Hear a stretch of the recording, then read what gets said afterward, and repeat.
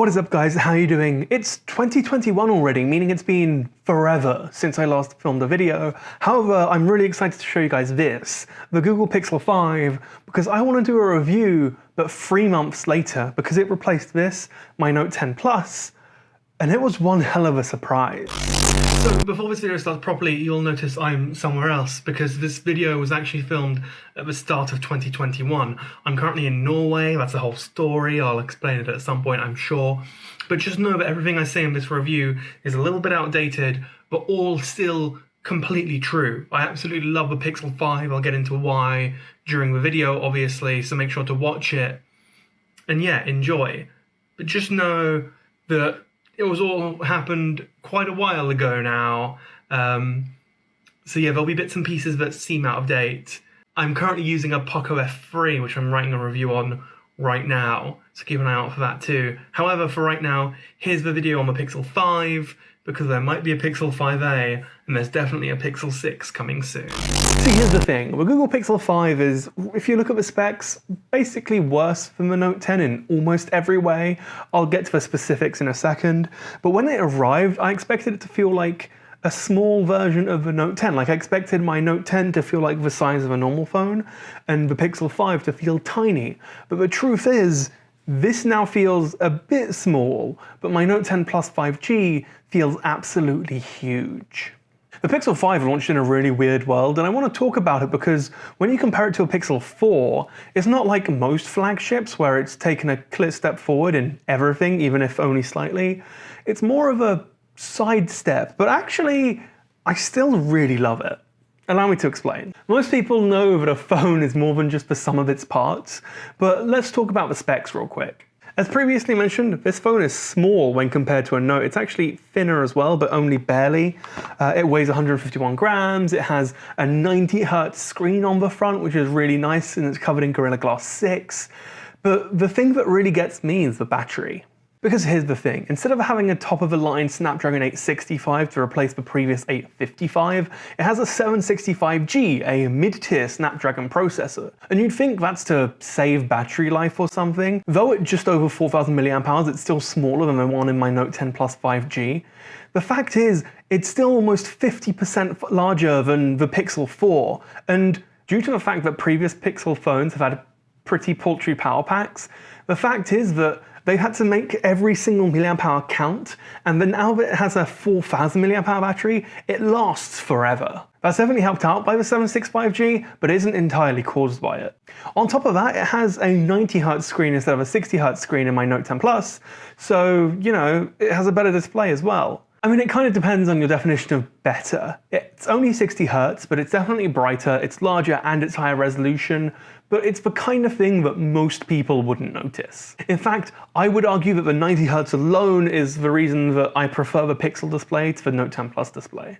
And I get it. You're thinking, but George, it doesn't even have a flagship chip. How does it possibly compare to other flagship phones? And that's fair.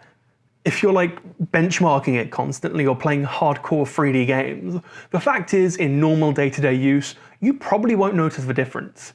In fact, the Pixel 5 actually feels way smoother than my Note 10 Plus.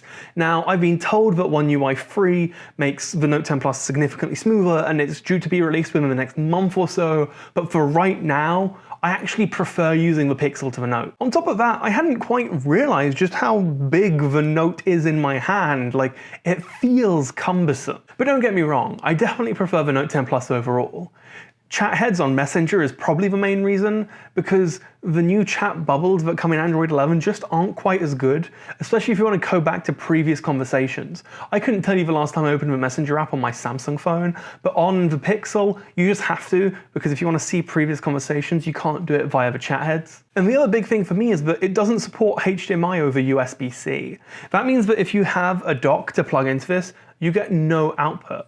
Now, sure, this isn't a big deal for most people, but I carry a USB-C dock with me basically 100% of the time, and having the ability to turn any display into a PC effectively for me is priceless. I just need a HDMI cable, that dock, and I'm good to go on any screen.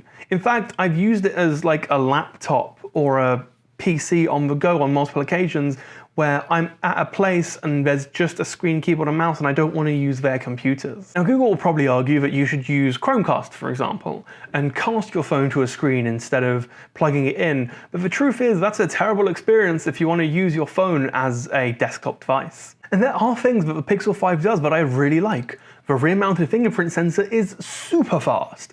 Not only that, but I prefer it on the back as opposed to under the screen. And on top of that, the cameras are mixed. Overall, I do prefer the Note 10 Plus. I just think it's a more flexible setup between the zoom and the ultra-wide, and generally photos come out better on the Note 10 Plus. But the astrophotography mode on the Pixel 5 is just insane. Like, it is so ridiculously good that you can actually use it as just a regular nighttime camera if you put a phone on a tripod. And I in fact did. I took a photo using astrophotography mode of the Tesla, and it just looks like this. It looks like a really good nighttime photo. It only being okay is actually really infuriating, because Google, if they'd used newer hardware, would have absolutely blown others out of the water. They've used the same primary sensor since the Pixel 2, and this sensor really needs upgrading. I really hope the Pixel 6 has a new camera, because if it does, I can only imagine how absolutely insane that will look. When the Pixel 2 came out, it revolutionized mobile photography, being head and shoulders above everyone else. And don't get me wrong, the Pixel 5 is still great, but it's great amongst many. It's no longer class leading in my opinion. But the thing is, it doesn't compete with an S21 Ultra, or the S21 Plus, or the regular S21. At £599, it's roughly the price of a OnePlus 8T. It has the same base storage and memory as the OnePlus 8T, with 128GB and 8GB respectively. Oh, and before I forget, Google, I don't care what you think. This isn't a metal phone. Like, the fact is, this paint is so thick that it's just plastic. Calling it paint feels like a bit of a trick. Like, sure, it's technically paint, but it's also very much plastic. This isn't a metal phone. There's not a single metal surface for you to hold when you, it's for all intents and purposes plastic. I get it, you don't want to call it plastic. Facts are facts and I can't help it. It's a plastic phone. Admitting that it's a plastic phone makes the reverse wireless charging sound a lot less cool, as does the regular wireless charging, but it's there and it's greatly appreciated, which is one of my biggest gripes with OnePlus phones. On balance, the Google 5 is a great phone. It's more than the sum of its parts, and it's a phone that I would definitely recommend to a certain subset of people. If you're an app developer, it's a no-brainer. It runs stock Android and is just the choice to go for. And if you want a smaller phone with flagship specs, well, not flagship specs, a flagship camera, it's definitely the one. But it does actually make me really wish there was a version of the Google Pixel 5 that was the Pixel 5 XL, just a little bit bigger with a flagship chip, and that would have been enough for me to go all out. It could have been £200 more. Make it $799, stick a 888 in it now, keep it with the 8GB of RAM if you really have to, 128GB of base storage, offer a 256 version, maybe in a 512, make it just slightly larger, and I would be all over that. Anyway guys, thank you so much for watching. I know it has been a hot minute since the last Snappy-Tech video. As you can tell, I'm in a new place. There's just been a lot going on. However, if you did enjoy this video, please make sure to hit like. If you didn't, why are you still here? This is like the end of the video. Just go. You can subscribe to see more videos like this one, and I will see you guys next time.